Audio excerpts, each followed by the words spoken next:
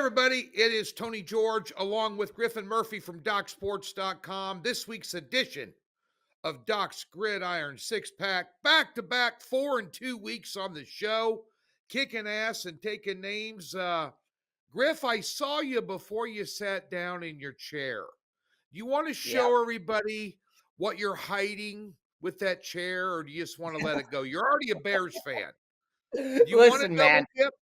You got a cowboy sign on the back of your chair, dude.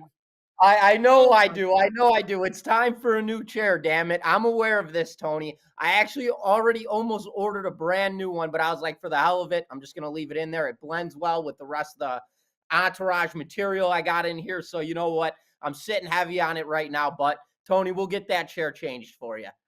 Well, you hit the exacta. You're 2-0 on teams that are going to have new coaches next year. That's for Mhm. sure. You got two Yeah. dead men walking in Chicago and Dallas. A nice job last week by the Chicago Bears. And, of course, in lieu of getting rid of their coaching staff, they just fired their offensive coordinator as a stopgap, which isn't going to change a freaking thing with the Green Bay Packers coming to town this weekend off a bye week. And, of course, just giving Griff a hard time. I got enough to worry about with my boys this weekend. Big game Oh, out yeah. of Buffalo. Potential AFC championship preview here. Chiefs catching 2.5, 3 right now. I don't know. You know, Hey, we Mahomes, may see it. before we get to the games, Mahomes has been an underdog in his 6-year career 14 times. He's 11-3 straight up, 12-1 against the spread. That's scary stuff. You want to back Buffalo this weekend, no matter how crappy Kansas City's been playing, Griff. Tony, I'm not going to disagree with you whatsoever, especially considering the fact Buffalo just gave up 27 points in their most recent matchup. What do you think the Chiefs are going to do? And on top of that, the Chiefs defense is absolutely stout. So that is going to be a game for me where I will have absolutely no action on whatsoever, as I typically don't like to wager on the Chiefs to begin with, Tony. There are always some type of weird point spread, and they're always that last second, last drive, last possession team of coming out and taking the victory. The Chiefs are just a weird team for me, brother. This will be a fun one, though, most definitely. We get to recall last year's matchup where Buffalo shoulda, coulda, woulda won, and ended up, obviously, Mahomes taking and doing what he does best and bringing home a victory. Well, you know where I'm going to be watching it, my little watering hole I took you to. Oh, yeah, You that's the know, spot, dude.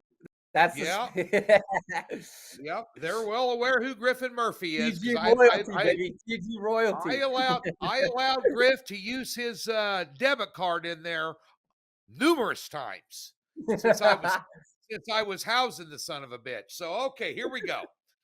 We're going to get to this week's action here and then tell you what's going on over at DocSports.com. Don't forget that link up above us here. Get a free $60. Park it in any new account. Comes with a profit guarantee, no strings, no hassles. Get over there. College basketball underway. And by the way, ladies and gentlemen, although this is a Doc's Gridiron Six-Pack, I just want you to know that I am 81% against the spread in the NBA this year so far. Hello. And while we're on the theme of the NBA, I'm also have only one prop loss the entire NBA season so far. I'm dialed in, Griff. Come Tony on. Dimes, baby. Tony Dimes. Let's keep it rolling, man. I love it. I love it. I'm on a prop run Utah. myself. We'll Let's tell you go, what's Pitt. going on. Let's We'll go, tell you Pitt. what's yeah, you're kicking ass with your props too. So don't forget that prop market in the NBA. Some guys do NHL, I don't, but the NFL props also highly lucrative. You know, I passed on the Monday Night Football game, but banked out props on it. I thought that was a better way to bet it. There's different ways besides side and total. You could tease, you could all kinds of different things. Second half in-game wagering, prop bets, you know, just a veritable potpourri of ways to win when you don't really like the game from a side or total standpoint. So FYI, Doc Sports is a place to be. Be sure and get over there or be squared. We got college football on deck here and the Utah Utes who outplayed BYU last week. I'm not going to lie. I had BYU as a 6-unit popper last week. Didn't make it. Laying 3, one by one. Probably shouldn't have won the game, Griff. They were outplayed by Utah, but Utah 0-5 their last 5 games. Yep. All 5 of those games were one-possession games at the end. On the other side of the coin, Neon Dion. They're talking about him taking the Cowboys job or the Florida State Seminoles job. In the meantime, all he's doing is building up his resume with the Colorado Buffaloes. 7-0 against the spread their last 7 games, 6-1 straight up. They did have a loss to K-State in there, which is actually nothing to hang your head about. You play K-State, you know you're going to get a ball game. They have a better coach than Colorado. But nonetheless, you've got Colorado last week coming off what I consider a surprising win. Sure. At Texas Tech in Lubbock. That is outside of Jack Trice Stadium for Iowa State. That's the second biggest snake pit to play in the Big 12, followed closely by Stillwater, where they're right down on you on the field. I've been to games in all those places. And, of course, you've got the number 2 pass defense in Utah, Griff, taking on Mr. Sanders at quarterback, 71% completion rate, 24 touchdown passes, only 6 picks. You got Hunter running around up there in Boulder, Colorado, and they are laying 11.5, total 46.5. Yeah, Tony, I'm going to open this up right now. I have this actually laying 12.5. And I've got to say, all the hype speculation was around Utah before this season opened up. They went 4-0 to open up the season, transferring from the Pac-12 to the Big 12. Utah, they opened up, they beat Baylor, Utah State, and Oklahoma State. These 3 teams alone in the beginning of the season were all surrounded by hype. So it gave Utah a big boost. Since this 4-0 open, Utah has done absolutely nothing, and their offensive performance has been absolutely brutal. I'm not going to take anything away from Morgan Scalley, considering his defense is still 42nd in the nation when it comes to defending the pass, as well as 47th in the nation when it comes to total yards of offense against. The issue for Utah is they have no offense. Without Cam Rising, Isaac Wilson is leading the charge. He's hitting 55% of his passes this season, which is absolutely brutal. The guy's also got 8 touchdowns and 8 interceptions on the season, which that's the death of this Utah offense. Colorado, on the other hand, Tony, they're 7-2 on the year, 3-game win streak, and they're led by Sanders. And this kid is absolutely outstanding, to say the least. Yep. He's hitting 73% of his passes, as you mentioned, 24 touchdowns on the season and just 6 interceptions. They have a lethal offense, and Hunter is probably the best wide receiver in all of college football. Despite Utah's dominant defense, Colorado, they've shown no signs of slowing up. They just put up 41 points against a very good Texas Tech team. On top of that, in their last 7 games, this team has scored at least 28 points on the offensive side. Utah, simply, they can't score. Give me Colorado here. I'm laying the 11.5 points. Colorado should have no issue scoring points in this game. And they're going to burn out this defense, as we're aware of how bad Utah's offense is under Kyle Whittingham. So again, I think we're going to see a very exhausted Utah team on the defensive side, as well as they can't put up points offensively.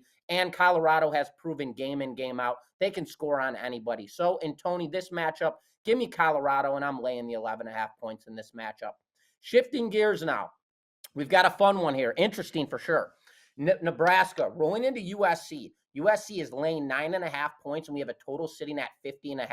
Nebraska coming off of a bye week into this game after losing at home outright to UCLA back in November. Nebraska, they've made some moves during this bye week, including OC Holgerson will now be the offensive play caller for the remainder of this season. USC, they're also coming off a bye week after getting beat on the road to Washington in a 21-26 final 2 weeks ago.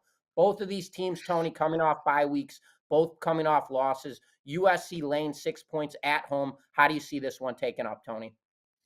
Well, it went from 9.5 down to 8.5, and the total's still sitting at 50.5. And yes, Dana Holgerson, the coach that knows how to put up a bucket load of points and didn't give a rat's ass ever about defense. Not when he was at Oklahoma State as OC under Gundy, not when he went to West Virginia and had all those quarterbacks and just wide open offense that said, I'm not playing any defense whatsoever. We're going to put up 47 a game and we're just going to trade punches. Don't even recruit defensive players. Go find them down in the coal mine down there just south of Morgantown. Whatever. So anyway, Nebraska gets rid of Satterfield, who was the worst play caller in college football outside of Ferentz's son last year at Iowa. Absolutely brutal. $1.4 million a year coach. Gandhi, see ya. In comes Dana Holgorsen. Matt Rule getting very rarely in college do you try and change your season's fortune by getting rid of somebody with 3 games left. You ride it out and just, but they're trying to get to a bowl game in Lincoln. On the other side of the coin, USC's been a disappointment this year, and during their bye week, while Lincoln Riley's not going to fire himself as offensive coordinator, he did get rid of his starting quarterback, and last year's UNLV starting quarterback, who went in the portal and transferred to USC, now gets the start. Now, Nebraska, I've heard, because I'm an alum, and I've got brother-in-laws and I've got friends up in Lincoln that are constantly sending me all these rivals.com recruits, 4-star this, 5-star that. We got the best quarterback in college football in Dylan Raiola. He was going to Ohio State, and he told them to shove it up their butt. And he went down to Georgia. Then he told them to shove it up their butt. He's going to go to Nebraska. He's going to set the program on fire. It's the Nebraska of the 1990s. We're just going to roll through the Big Ten. Yeah, right. How'd that work out? Well, guess what? I think Dana Holgorsen will utilize him. The problem with Raiola is he's soft. He doesn't like taking shots. He doesn't like running the ball. This is the Big Ten. Quit being, you want to be a Patrick Mahomes wannabe, which is what he is, toughen up. Because You said it how finally. look how Mahomes wins games. All that being said, a wide open offense, spread attack. Nebraska's got 4 running backs that could play for anybody in the country. They're all that good. They've also got 3 good wide receivers and a tight end in Fedoni that was preseason all Big Ten that has been underutilized. You're going to see all that. And by the way, who better to break it in on but the USC defense, who's given up 440 yards per game their last 3 games? That's right. And Nebraska's defense got shredded by UCLA, got absolutely destroyed by Indiana. Give me the over 50.5 in this game. I think there's going to be some scoring put up because USC doesn't know what the hell Nebraska's going to do with Holgorsen as OC. So they don't know what to expect. I like the over in this game. Speaking of good games this weekend or interesting games, the Pitt Panthers at home taking on Clemson. Currently a 10.5 point favorite, total 53.5. And of course, after Pitt started out 7-0, Griff, there's been a little fall from grace. And last week, a Holstein, their quarterback, injured against Virginia. The backup comes in, throws 2 picks. They get beat. Clemson on a roll. Now, Clemson, I'm still pissed at them. Yep. Against that game against Louisville, that first half line. That was my game of the year, and they never got off the bus. Here we go. Big game in the ACC. Pitt can turn their season around. They are at home, but can they against the Clemson Tigers? Yeah, Tony. I mean, you couldn't have said it better. The ACC implications of this game are just absolutely crucial right now. And Clemson, they went into that bye week 2-3 weeks ago, and they came out of that bye week and got absolutely blown out by Louisville. That bye week turned out to be a huge negative for Clemson as they were coming into that game on a 6-game win streak, completely rolling. You don't want to put a fire out when it's completely rolling like that. And that's exactly what that bye week did. That game was followed up by Clemson heading into Blacksburg to play Virginia Tech. Tech They're a solid football team, but at home, they are no joke, and their fans are No joke. beyond out of control. Clemson, they proved zero laydown. They beat them 24-14, and they covered the spread. This is right now, this point of time of football, this is Dabo Swinney football and Clemson Tiger football. This is where they thrive. Late season play and fighting for title games. Pittsburgh, as you mentioned, they opened up the season 7-0, but they had 0 solidified wins under their belt, and their strength of schedule has turned out to be really easy, honestly, this season. Pittsburgh got absolutely tossed around by SMU to suffer their first loss, and then that followed up last week by losing to Virginia outright in a 24-19 final. So what we learned about Pittsburgh, they're not who we thought they were. That's for sure. The strength of schedule has not been tough whatsoever, and that's been proven over the course of the last 2 weeks with SMU and then losing to an average Virginia club. Clemson here, they have a better coach, they have a better offense, they have a better defense, and they've had a much tougher strength of schedule, while both of these clubs are both sitting at 7-2 in the ACC. I believe Clemson comes out here and makes a full-blown statement game in this matchup and runs up that scoreboard over an overrated Pittsburgh club. So, Tony, I will be laying the 10 points here with Dabo and his Tigers here, as I expect this to be a total mismatch game. And obviously, I will be taking the Clemson Tigers here, laying the 10 points with an expectation of them rolling over Pitt in this matchup. So, Are you? shifting. Are you? Wait a minute. Wait a Yeah, minute. yeah. Now, if Pittsburgh starting quarterback plays, Doesn't change a thing for me. okay, that's all I wanted to know. Just Doesn't trying change a to thing. just trying to do a little journalistic reporting here. All right. No, I hear you, man. It's the Clemson defense.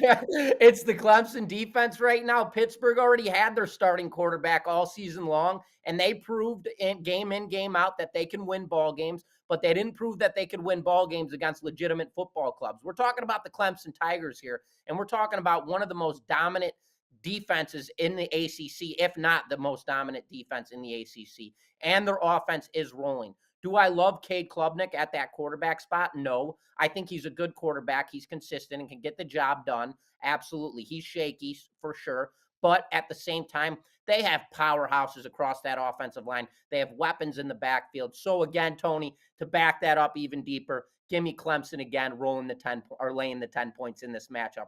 Now, shifting gears. Let's jump into an interesting matchup here, Tony. We got the NFL. We've got the Cincinnati Bengals rolling into LA to play the Chargers. The Chargers are currently laying 1.5 points in this game, with the total sitting at 47.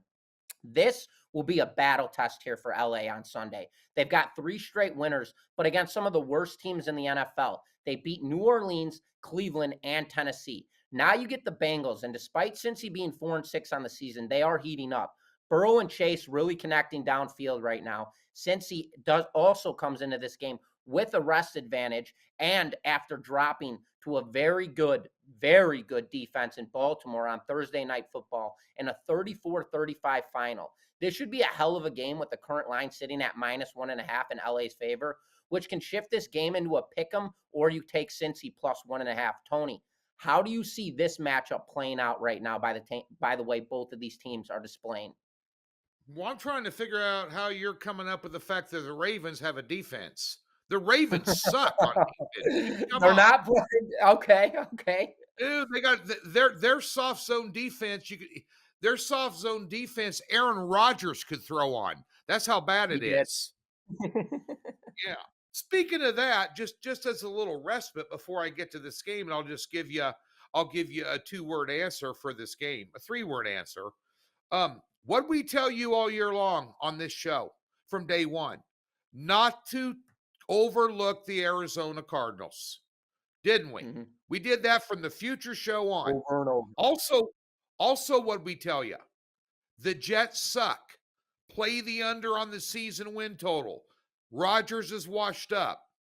Those 2 future forecasts that we gave you and have been telling you on this show all year came to fruition with Arizona pulling out a can of whoop ass and making the New York Jets look like a bunch of ass clowns last week. Nothing the Jets have done all year long. Firing their coach, switching their offensive coordinator, getting Devontae Adams. Yeah. Aaron Rodgers is healthy. What's that done for you? I don't know. Dead last in the division? I mean, what are you doing? What are you doing? And the Jets, and by the way, the Jets are laying 4 this weekend. What are you doing laying points? Aaron Rodgers,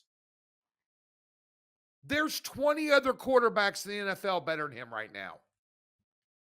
Seriously. Agreed. Seriously. 2 good quarterbacks in this game, Cincinnati and the LA Chargers, total 47. Take the under.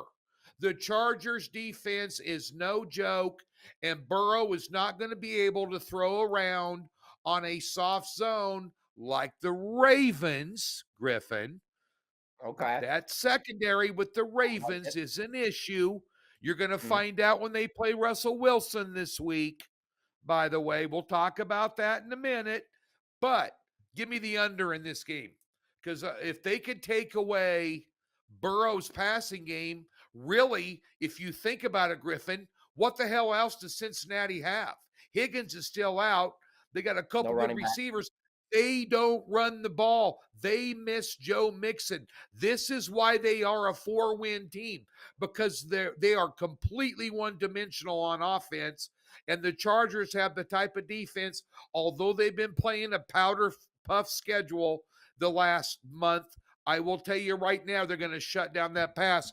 Points are going to be hard to come by. And you know what Jim Harbaugh is going to do? He's going to pound the rock. He's going to eat the clock and pound the rock. That's what I see Outstanding. here. Give me the under 47. Look, Griffin Murphy is in Chicago. I'm in Kansas City, but we're both from Las Vegas. We're just both not there right now. We will Yeah. convene there very soon, I might add, because I Mhm. know the entire city misses us. It's not the same without Certain does. it's not it's not the same without Griff and Tony in town and the owner of Doc Sports. Wade, our good buddy Wade, it's been way too long since he bought us a cocktail. So we got to get Damn there so right. he can start buying some drinks, for crying out loud. All right. Nonetheless, the Vegas Raiders off a bye week headed down. Remember last year when we talked on this show when we gave you 68% winners for the entire season over 113 game sample size? How many times we faded the Atlanta Falcons on the show last year because Ritter was their quarterback, and I said this guy in no way, shape, or form should be in the NFL as a quarterback. Well, that was the Las Vegas Raiders all saint savior free agent pickup. Get him off the couch. He was eating Cheetos and some Haagen-Dazs ice cream. We're going to bring him back in the league, and he's going to try and save our season. Let's see how that works out against Miami as they travel down to South Beach for a 1 p.m. kickoff, which is 10 a.m. Vegas time, I might add. Missed Even that. off their bye week, you have the Miami Dolphins, 7.5-point favorites, total 44. Miami, in my mind, off a surprising win against the Rams on Monday Night Football. So you got a short week travel turnaround. Miami to LA, big road trip there. They managed to win that game 23-15, putting up only 238 yards, and won that game with Tyreek Hill having 16 receiving yards total. Um, what do you think, Griff? Tony, I'm going to open this game up in bold right now, man. Miami, they are 3-6 on the season, but this record does not display this team by any means. Miami was without a quarterback for 3/4 of their entire season until Tua's return. I stated weeks ago, it's going to take time for Tua to get back into the NFL tempo and the speed of this elusive offense. I mean, they have the fastest offense in football. Tua's first game back against Arizona, he went 28 for 38 passing, 234 yards in the air, and a touchdown. Game number 2 against Buffalo, Tua went 25 for 28, passing for 231 yards, 2 touchdowns, 0 picks. Then Monday Night Football, Miami takes down the Rams in a 23-15 final. Tua goes 20 for 28, 207 yards, 1 touchdown in the air, and 1 pick. So, with that being said, since Tua's return, he has gone 73 for 94 with 672 yards, 4 touchdowns, and 1 pick. Miami is fully healthy now across the offensive side. Their defense is currently ranked 7th across total offensive yards against on the defensive side, as well as they are 8th against the pass and 12th against the rush. Las Vegas, they're led by Gardner Minshew, who's thrown for 1,500 yards on the season. He's got 6 touchdowns and 8 interceptions. Las Vegas is also 29th in the nation across total offensive yards per game, averaging 302 yards. Miami should absolutely blow the crap out of Las Vegas in this matchup. So I am on favorites all across the boards on this show. I am laying the 7.5 points with Miami here, as I expect them to absolutely roll over Las Vegas in this matchup, Tony. And last but not least, we have our Tony special, baby, the Tony 3-way teaser. Hit him. Well, we got a 2-way teaser. We're going to make it 3-way. Let's put Miami in that son of a bitch. Come on, -1.5. So there's your third leg. Your other 2 legs on this teaser this week, we cased this for you last week. I think the last couple of weeks. Let's do it again. Let's talk about Griff's Chicago Bears. Oh, God. Oh, my God. I want to talk about them, so good. You know Let's what? do it. You can fire your offensive coordinator. You can't run the football and you can't protect the quarterback. You gave up 8 sacks last week. 8 sacks! Ugh. And you got a rookie quarterback. You're ruining your quarterback. No change with the offensive coordinator is going to hide the fact that you can't pass block and you can't run block and you can't protect your quarterback. You don't, well, I don't know. I don't know whether Caleb Williams is a bust or not. I don't know if he can read an NFL defense back in the pocket, checking off his hot read, going to the second and third look, because he doesn't have time to wipe his butt.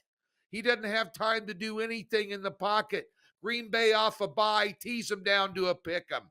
That's the first part of your 2-team 6-point teaser. And your second one, Mike Tomlin at home. The Pittsburgh Steelers own the Baltimore Ravens. They've won 8 in a row against them. What more do you want? You're catching 3 at home with Russell Wilson, able to pick apart a soft zone defense against Baltimore, who every single game they play damn near is a 1-possession game. It's a heart attack every time they play somebody. Give me the +6 in the Steelers at home. Get them to +9, off 3, through 6, through 7.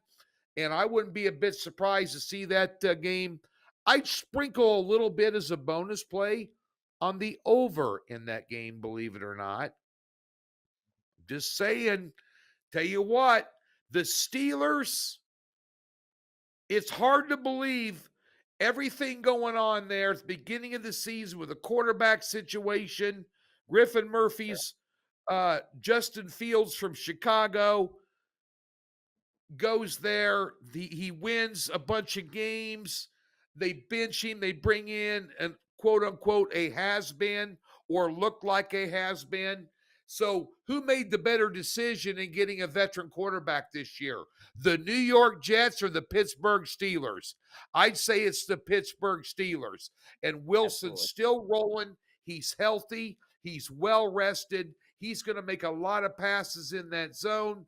They picked up Williams at wide receiver from the Jets.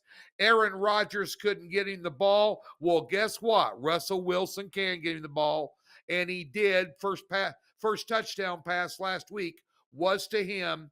Ladies and gentlemen, give me the Steelers +9 along with the Packers at a pick 'em. Doc Sports is where you need to be this weekend. I did not have a good weekend. I had a 3-2 weekend in the NFL last week. Griff, I lost a top pick on the Detroit Lions. I want to bitch about it. On the hook. Yeah. The only reason I want to complain about it is I gotta, we read the Twitter sometimes, and you are the squarest MFer on the planet for putting out Detroit. What a horrible call. Detroit won the game and missed the cover by the hook and threw 5 interceptions on the road against a team leading their division that's going to go to the playoffs this year and they still won the game. That never happens. If Patrick Mahomes goes into Buffalo this weekend and throws 5 picks, you think Kansas City's going to win? That rarely happens, and they still miss the cover by a half a point. And by the way, I also noticed in that game, Griff, Houston could not protect the quarterback at all. Yeah. Mm-hmm. They're still having trouble with that offensive line. That being said, I'm going to redeem myself this weekend. Honestly, on Wednesday morning, we're taping this early, which is why I haven't showered and got all pretty for you. But this show is brought to you by Schlitz Malt Liquor, just so you know, for your old school guys. But nonetheless, I'm going to spread it around in college. I might just missile strike one game in the NFL, and that's it. There's one in there I really like. I might even do the same in college. Or I just might take 4 plays and put 4 units each on them and just do a flat bet card. I kind of like a couple of money lines that are tight. In the NFL, I like a total a whole lot. I like one side and one total. I could tease 10 different games this weekend and get by with it too. So get over to Doc's Thursday after 4 Central and find out what my cards are going to be. I'll guarantee you won't be disappointed. And although a 3-2 week and -2 units last week in the NFL kind of sucked, I'm still 17-7 my last 24. That's not chopped liver, folks. Come on. What's going on, Griff? So, Tony, yeah, absolutely. So, in my case, as everybody is aware, and I haven't heard the end of it with my brutal, absolutely brutal 8-unit play of the year on Sunday with the Chicago Bears. Absolutely brutal. I'm not even going to get into it. I've already done enough bitching and moaning on YouTube. I've already explained all of the crap about why I took the Bears. They beat the hell out of bad teams. They lose to good teams. They're in the mid-pack top tier when it comes to mid to elite level, and the Bears absolutely showcased the worst sitting of football I have ever seen in my entire life. I had the Bears winning that game by 18 points when I put that 8-unit out. I told you money-wise. You're not alone. Personally, I put a dime on him. I said, okay, Griffin knows his stuff. You've been hammering top picks in NFL and college all year long. A lot of them, I scratch my head and go, what are you doing? What are you thinking? You go, Tony, shut up. Listen to me. I'm Skywalker. You're Yoda, but you're over the hill. Just tell me. So I told you on that. I did give you a couple texts during the game, but I've been there, done it myself. So I know not to rub salt in the wound on day like that. Because actually, seriously, at DocSports.com, we take 7 and 8 unit picks very seriously. Dude, and it couldn't have been more of a disaster. I mean, I wrapped it up after that. I didn't even watch the rest of the slate for going on for the day. I had to go and watch film the following day on the rest of the games to catch up on how brutal that take was. But with all of that being said, we have to put that behind us. Now we are in a sequence of buying low and selling high type of situation. So this is where I'm sitting right now. My high right now on the season, I topped off. I want to say I was around $4,800 profit. Right now, I'm currently sitting around $2,900 profit. Last week, college football, I ended up going 2-1. My loss was my 6-unit best bet. On the season, I have continuously gone after college football 6-unit best bets, and my NFL has been 7-unit best bets. I am currently 7-2 on the season when it comes to my 6-unit plays. So in college football, I am 6-1 when it comes to my 6-unit best bets. You guys are looking for winners. I am going to bring you winners this weekend. With that being said, it is going to be selected and dialed down. We are not chasing money by any means, ladies and gentlemen. This is a financial risk management position that we are setting up right now to explode, to not only gain back our profits from last week, but to actually stack on additional profits going into this week. So what I have done is I have dialed out 2 selections for the entire weekend, just 2 plays. One in college football, 6-unit best bet. One in NFL, 7-unit best bet. Going into this season, going into last week, I was hitting nearly 70% across my NFL selections all season long. I believe I was hitting 68% winners, ended up going 0-2. I lost the Jets. So, little bit of a pull down right there.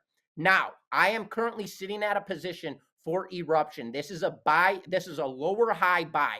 So you get your high, then you fall down to a lower high. Then from that lower high, you spiral straight to the upside. That is your perfect situation, your perfect example, your perfect setup. Right now, that is where I am going to line this up for you, ladies and gentlemen, and myself. I got absolutely smashed. I had a huge ticket. I was going to put it on my social media on the Bears. Absolutely annihilated. Didn't even put the ticket up because I got so pissed off. And if you guys want me to put that ticket up, I still have a screenshot. I'll post the damn thing and I'll put it on Instagram, Twitter, you name it. I'll post it. I don't give a shit. That's not the point. The point here right now is we are locked in. I have found 2 games circled up. I have a 7 unit on NFL Sunday. I have a 6 unit on college football. Scouted these things down to the absolute T. You guys want 2 winners this weekend? I'm bringing you 2 winners this weekend. There are obviously no guarantees in this industry whatsoever, but I got 2 games that I have the strongest edges on that I could find across the entire slate, and they look like victories. So, ladies and gentlemen, tap in. We've got a 6 unit on Saturday. We've got a 7 unit on Sunday.